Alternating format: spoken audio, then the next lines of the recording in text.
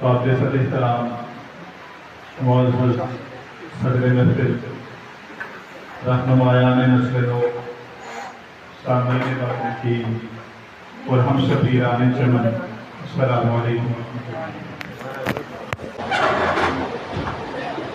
اجازت دیجیے کہ آج کی اس بابرکت اور پروپکار محفل کی نظامت کا فریضہ انجام دینے والوں کا مختصر تعارف بھی پیش کیا جائے۔ راکم الحروف Hafiz Junaid Khatana, P H D scholar, شعبہ اسلامیات، یونیورسٹی آف سیالکوٹ۔ ستارہ نبی، پی ایچ ڈی اسکالر، شعبہ اسلامیات، یونیورسٹی آف سیالکوٹ۔ بیٹھیں آپ۔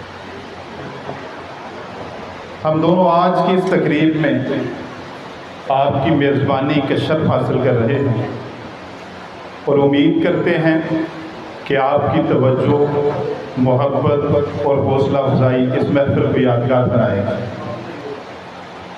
آج کی یہ بزم علم و ادب ہمارے لیے محض ایک تقریب نہیں بلکہ خوش نصیبی، سعادت اور اعزاز کا ایک یادگار لمحہ ہے۔ سب سے پہلے ہم اپنے رب کریم کا شکر ادا کرتے ہیں جس نے ہمیں علم کی روشنی، ادب کی لطافت اور اظہار فکر کی یہ حسین نعمت عطا فرمائی۔ پھر ہم محسن انسانیت، تاجدار کائنات حضرت محمد رسول اللہ صلی اللہ علیہ وسلم کی بارگاہ اقدس میں ہدیہ درود و سلام پیش کرتے ہیں، جنہوں نے انسانیت کو علم و حکمت اور تہذیب کے آفاقی اصول عطا فرمائے۔ خواتین و حضرات، آج کی اس محفل کا ایک روشن ترین پہلو یہ بھی ہے کہ ہمارے درمیان دو ایسی شخصیات موجود ہیں جن کی علمی، تحقیقی اور تعلیمی خدمات بجا طور پر قابل تحسین ہیں۔ ہم اپنے معزز مہمان اعزاز محترم جناب ڈاکٹر نوید جمیل ملک صاحب، dean faculty of social sciences کی تشریف آوری کو اپنے لیے باعث افتخار سمجھتے ہیں۔ آپ کی موجودگی نے اس تقریب کے وقار اور علمی وزن میں اضافہ فرمایا ہے۔ بالخصوص ہم اپنے مہمان خصوصی vice chancellor university of Sialkot professor doctor Khaliq ur Rahman صاحب کو خوش آمدید کہتے ہیں۔ ڈاکٹر صاحب ان ممتاز اہل علم میں شمار ہوتے ہیں جنہوں نے مختلف جامعات میں تدریس، تحقیق، انتظام اور علمی قیادت کے میدان میں گراں قدر خدمات سر انجام دی۔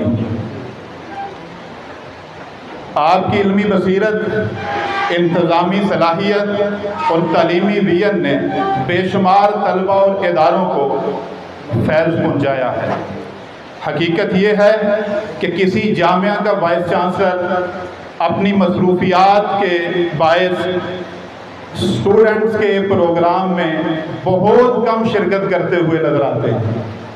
یہ آپ کا بڑا پن ہے، یہ آپ کی نوازش ہے۔ آج ڈاکٹر خلیق الرحمان صاحب کی اس محفل میں تشریف آوری ہمارے لیے ایک خصوصی اعزاز، ہمارے ادارے کے لیے باعث فخر اور ہمارے طلباء کے لیے حوصلہ افزا لمحہ ہے۔ ہم دل کی گہرائیوں سے آپ کے مشکور و ممنون ہیں کہ آپ نے اپنی گوناگو مصروفیات میں سے وقت نکال کر ہماری اس ادبی اور تعلیمی نشست کو رونق بخشی۔